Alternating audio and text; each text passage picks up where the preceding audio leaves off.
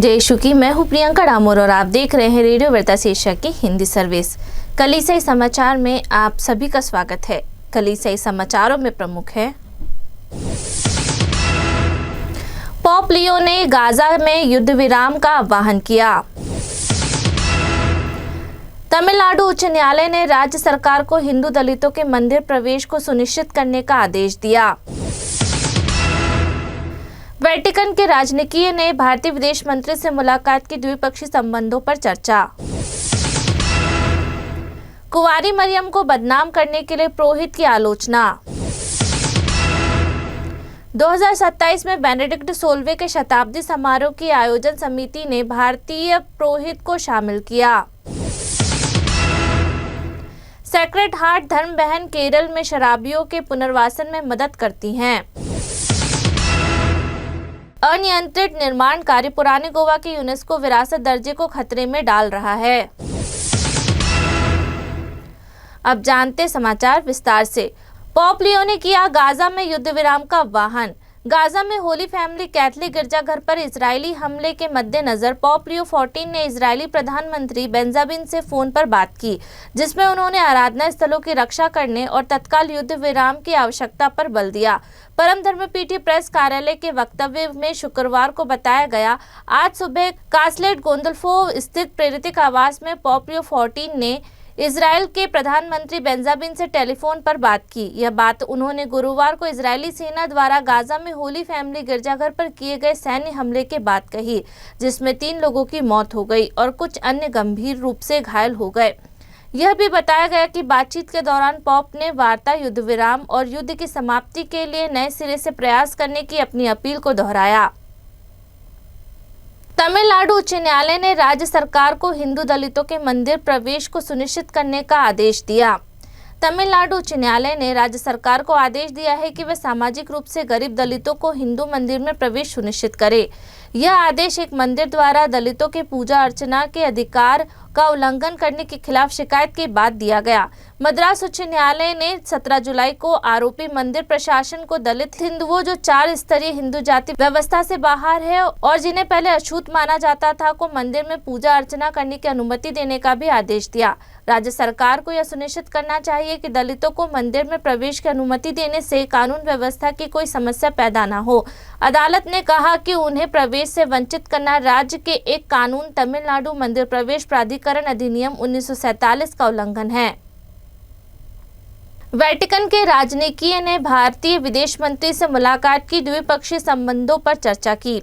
Archbishop Paul Richard गलाघेर, जो परम धर्मपीठी के राज्यों और अंतर्राष्ट्रीय संगठनों के साथ संबंधों के सचिव है, ने हाल ही में नई दिल्ली में विदेश मंत्री डॉक्टर एस जयशंकर और उनकी टीम से मुलाकात की।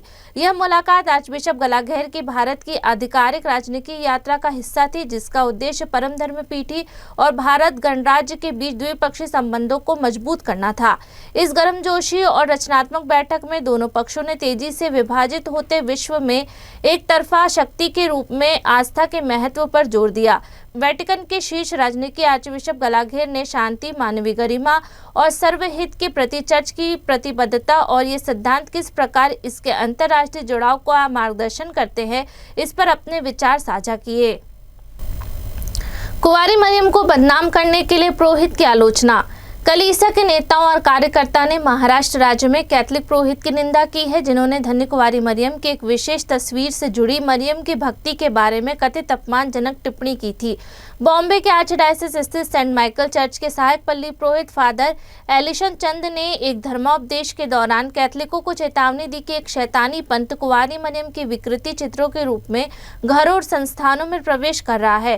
पुरोहित ने एक धर्मोपदेश में कहा कि मरियम के निष्कलंक हृदय की एक लोकप्रिय छवि, जिसका उपयोग कई कैथलिक घरों में मरियम की भक्ति के लिए किया जाता है, मूल छवि की एक शैतानी प्रकृति की नकल है। महिला धर्मशास्त्री और कार्यकर्ता वर्जीनिया सल्दाना ने 18 जुलाई को बताया, मैं हैरान हूं कि कैथलिक पुरोहित बकवास फैला रहा है और उन कैथलिक परिवारों को गुमराह कर रहा है जिनकी माता मरियम के प्रति अपार श्रद्धा है और वे उनका आशीर्वाद चाहते हैं। एशिया बिशप सम्मेलनों के महासंघ में लोकधर्मी परिवारों और महिला कार्यालय की पूर्व सचिव ने पुरोहित को हटाने की मांग की। उन्होंने कहा कि पुरोहित को उनके मंत्रालय से बर्खास्त किया जाना चाहिए ताकि पुरोहितों को एक स्पष्ट संदेश दिया जा सके और लोगों को उनकी गहरी भक्ति का आश्वासन दिया जा सके। 2027 में बेनेडिक्ट 16वें के शताब्दी समारोह की आयोजना समिति में भारतीय पुरोहित को शामिल किया गया। वेटिकन के जोसेफ रास्टिंगर बेनेडिक्ट 16वें फाउंडेशन ने पॉप बेनेडिक्ट 16वें की 100वीं जयंती के उपलक्ष्य में आयोजित समारोह की अंतर्राष्ट्रीय समिति में भारतीय पुरोहित फादर थॉमस वडक्कल को नियुक्त किया। फादर वडक्कल नई दिल्ली स्थित भारतीय कैथलिक बिशप सम्मेलन CBCI के सिद्धांत कार्यालय के सचिव के रूप में कार्यरत है।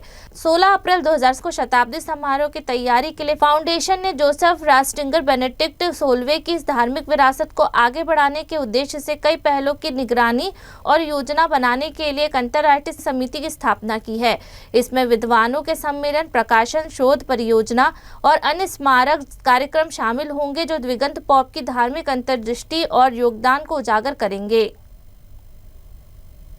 सेक्रेड हार्ट धर्म बहन केरल में शराबियों के पुनर्वासन में मदद करती है।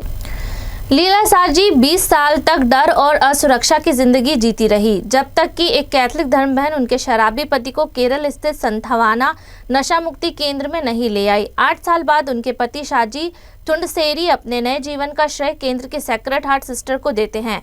55 वर्षीय कैथलिक ने अप्रैल की शुरुआत में ग्लोबल सिस्टर्स रिपोर्ट को बताया, सिस्टर्स ने मुझ पर कोई आरोप नहीं लगाया, ना ही मुझे जज किया। उन्होंने मेरे साथ अपने भाई जैसा व्यवहार किया। उन्होंने मुझे अपना जीवन फिर से तलाशने में मदद की। उन्होंने कहा कि उन्हें केंद्र में आना पसंद नहीं था। उन्होंने कहा, मैं छोड़ना नहीं चाहता था। मुझे उस समय अपनी समस्या का एहसास नहीं था, लेकिन मेरी पत्नी ने जिद की। वह और हमारे पैरिश की सिस्टर मुझे यहाँ खींच लाई। राहत महसूस करते हुए शाजी ने कहा कि अब उन्हें शांति मिल रही है। वह शराब पीकर घर आता था और परेशानियां खड़ी करता था। उसने याद किया, केंद्र की रिपोर्ट के अनुसार तुंडसेरी उन 9000 से ज्यादा शराबियों और नशेड़ियों में से एक है जिन्होंने संथवाना में एक नया जीवन शुरू किया। 50 बिस्तरों वाले इस केंद्र की स्थापना 2027 में केरल के कोझिकोड शहर से लगभग 40 मील उत्तर पूर्व के कट्टीपारा गांव में हुई थी। अनियंत्रित निर्माण कार्य पुराने गोवा के यूनेस्को विरासत दर्जे को खतरे में डाल रहा है।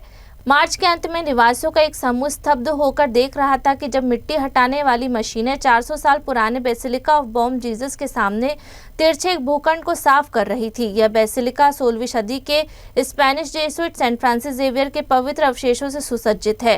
राज्य पर्यटन विभाग के अनुसार यह भूमि एक पर्यटन सूचना एवं विरासत व्याख्या केंद्र के निर्माण के लिए निर्धारित की गई थी। यह भवन संघीय सरकार की तीर्थयात्रा कायाकल्प एवं आध्यात्मिक संवर्धन अभियान योजना के तहत स्वीकृत है, जिसके तहत पुराने गोवा को एक तीर्थ स्थल के रूप में विकसित करने के लिए चुना गया था। दर्शकों ने बुलडोजर और सदियों पुरानी ईसाई ढांचे के अवशेषों को गिराते और उन्हें मलबे के साथ ले जाते हुए देखा, जो प्राचीन पुर्तगाली द्वारा रखी गई नींव के प्रमाण हैं। चर्च के अलावा पुर्तगाली शास्त्रागार और एक अन्य गिरजाघर के अवशेष भी थे, जिनकी दीवारें, जिनके नीचे तहखाने हैं, आज भी खड़ी है। खुदाई में दर्जनों पत्थर के तोप के गोले मिले, जिसके कारण अंततः भारतीय पुरातत्व सर्वेक्षण को सारा काम रोककर उस जगह का सर्वेक्षण करना और दस्तावेजीकरण करना पड़ा। इसी के साथ कलीसिया समाचार समाप्त हुए। अगली बार फिर मुलाकात होगी नई खबरों के साथ। नमस्कार। रेडियो वेरितास एशिया आपके लिए लेकर आए हैं RVA mobile app. RVA mobile app पर हमारे विभिन्न प्रकार के कार्यक्रमों का लाभ लें, हमसे जुड़े और एशियाई ईसाईयत की आवाज का हिस्सा बने।